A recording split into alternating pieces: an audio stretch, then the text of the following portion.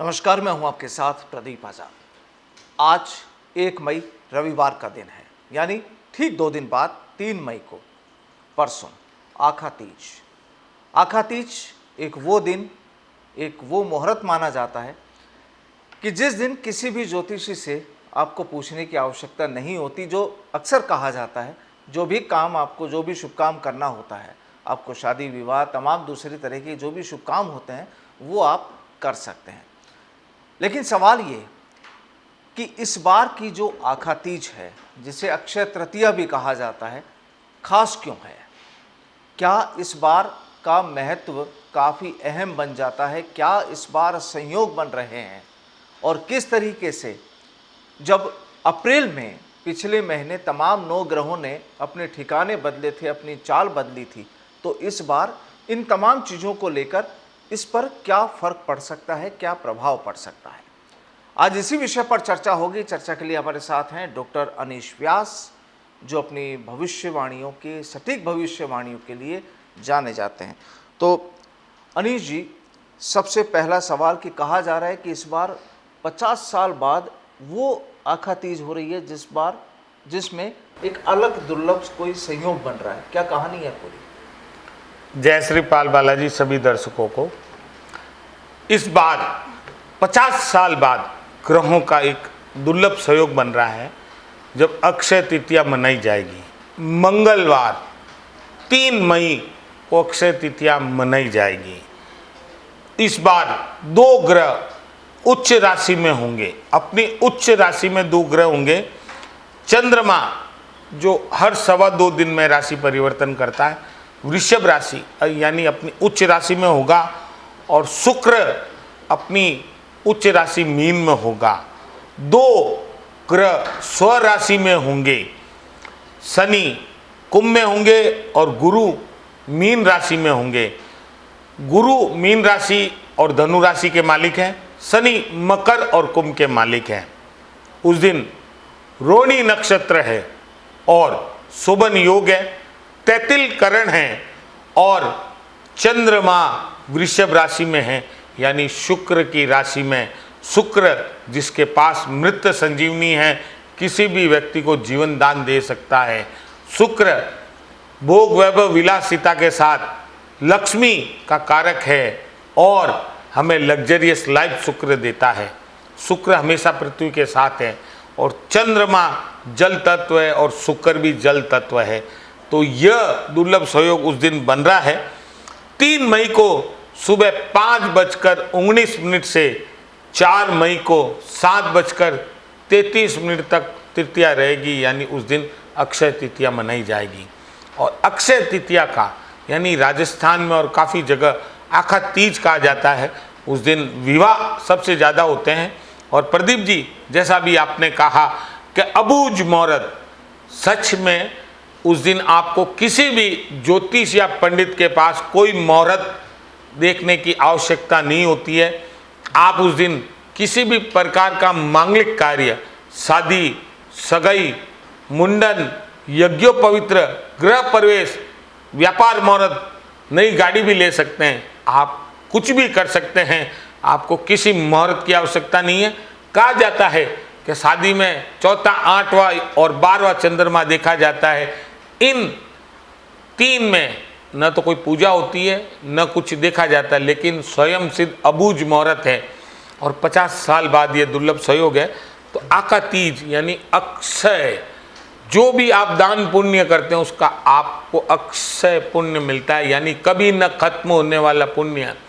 मैं उस दिन के लिए प्रदीप जी स्पष्ट तौर पे आप सबको बताना चाहूँगा कि आप उस दिन जो भी दान करते हैं, आपको अगले कई पुनर्जन्म यानी अगले कई सालों तक वो आपको मिलता है। तो इसलिए उस दिन दान पुण्य जरूर करें और ज़रूरतमंद लोगों को दान करें। कोई खास अगर राशियों के लिए या कुछ इस तरह का भी कोई बदलाव होता है? देखिए, अक्षय तृतीया पर 12 राशियों के स्वामी अलग अलग होते हैं। यानी कि मेष और वृश्चिक के स्वामी मंगल हैं, तो उनको उस दिन लाल वस्तुओं की दान करना चाहिए। वृषभ और तुला के मालिक शुक्र हैं, तो इनको सफ़ेद वस्तुओं का दान करना चाहिए। मिथुन और कन्या के स्वामी बुध हैं तो हरी वस्तुओं का दान करना चाहिए। कर्क के मालिक चंद्रमा हैं तो सफ़ेद वस्तुओं का दान करें। शक्कर दान कर सकते हैं, चावल दान कर सकते हैं, आप पतासे दान कर सकते हैं, खीर दान कर सकते हैं, सफ़ेद मिठाई दान कर सकते हैं। सूर्य के लिए मैं आप सबको बताना चाहूँगा कि सूर्य जो है वह सिंह राशि का मालिक है और सिंह राशि वालों को किसी भी वस्तु का दान कर देना चाहिए, लेकिन करना जरूर चाहिए। और मैं आपको यहाँ बताना चाहूँगा, धनु और मीन राशि के स्वामी गुरु है, तो गुरु के लिए पीली वस्तुओं का आप दान करें, यानी धनु और मीन राशि के जो भी लोग बाग हैं। और मकर और कुंभ के मालिक शनि हैं तो आप उस दिन काली वस्तुओं का दान करें।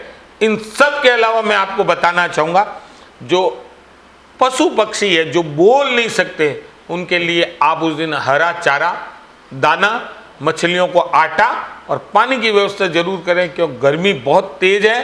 तो आप उस दिन प्याऊ जरूर लगाएं, ठंडा पानी आप लोगों को पिलाएं। ये सबसे बड़ा पुण्य है उस दिन का। और आप लोगों को मैं यहाँ स्पष्ट कहना चाहूँगा कि आप दान दें तो खाने पीने की वस्तुओं का दान दें, पहनने ओढ़ने की वस्तुओं का दान दें, लेकिन रुपयों का दान नहीं दें। सिर्फ आप खाने पीने की वस्तु दान दें, क्योंकि वह दान अगर किसी के पेट में जाता है तो उसका पेट तृप्त होता है और वो आपको दिल से दुआएं देता है। कोई और विशेष चीज़ जो इस दिन परसों जो बदलाव? देखिए, आपको 3 मई के बारे में एक और जानकारी देना चाहूँगा। उस दिन भगवान परशुराम यानी विष्णु के छठे अवतार का जन्मोत्सव मनाया जाता है, भगवान परशुराम का। और परशुराम के बारे में ये कहा जाता है कि उन्होंने 2 बार राक्षसों का वध किया था, संहार किया था। और भगवान परशुराम ब्राह्मणों के वंशज माने जाते हैं। और उस दिन अगर आप ब्राह्मण हैं तो आप उस दिन कोई भी नदी में जाकर स्नान करें। नहीं जा सकते हैं तो आप घर में बाल्टी में गंगा जल डाल के आप स्नान कर सकते हैं।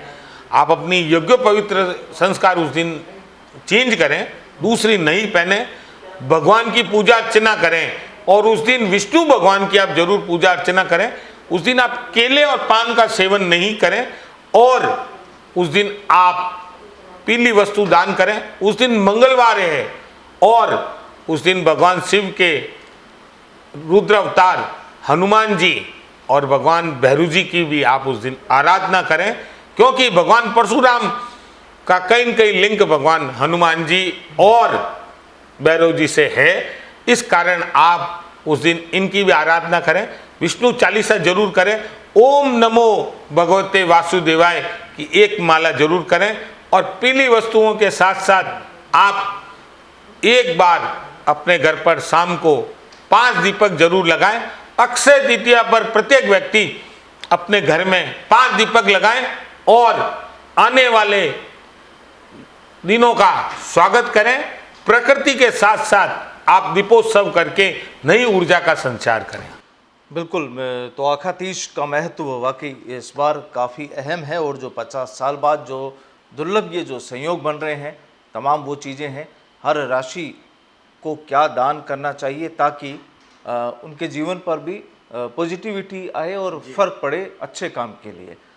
आप सभी को आखा तीज की बहुत बहुत शुभकामनाएं। और ख़ास बात ये कि इस दिन अक्सर ये भी कहा जाता है कि बाल विवाह कई राज्यों में, देश के कई राज्यों में बाल विवाह होते हैं जो कानूनन गलत होते हैं, कानून के खिलाफ होते हैं। तो गुजारिश यही कि जब तक पूरी तरह से जो निर्धारित आयु सीमा है तब तक ना हो, तब तक किसी बच्चों का बाल विवाह आप ना करें, क्योंकि पूरा भविष्य, पूरा देश का विकास तमाम उन्हीं के कंधों पर टिका है।